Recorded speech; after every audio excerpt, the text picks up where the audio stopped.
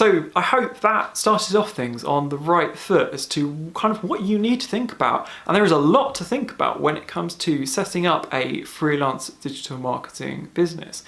With all of that, that is genuinely the process that I have been through in terms of working out what could work, what couldn't work, what my strengths and weaknesses are, and ultimately where it is I want to get to with why I want to do freelancing.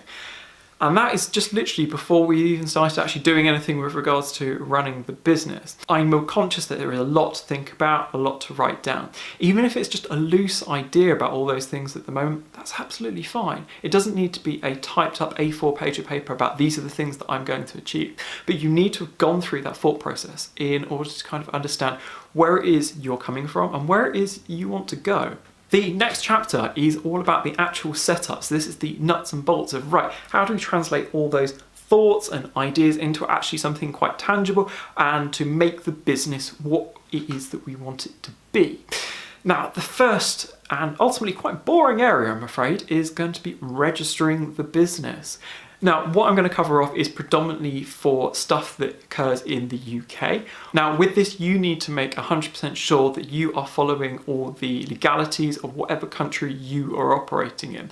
Obviously, I can't go through every different country, so because I'm based in the UK, I've got experience with the UK market. But even if you are in the UK, the most obvious thing that you need to do is check in with HMRC online to ensure that you are following the correct procedures.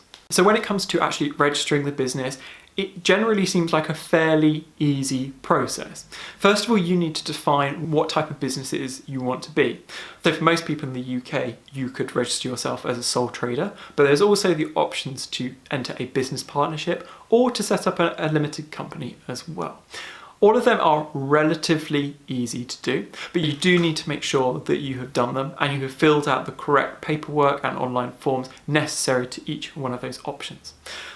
The most important thing is to follow the link below, which will take you to HMRC's website, which can essentially start going through each of those different routes, processing the paperwork. Now, as I say, it is not the most fun topic in the world, but look at it this way. Once you're done, you're done. And aside from tax returns and all the fun accountancy stuff that comes with running your own business, you're done, you're good, you can breathe a sigh of relief, and you know what the best bit is that you can sit down and you have a piece of paper or you get an email through saying, yes, you are officially registered to actually kick things off, and that is such a good feeling.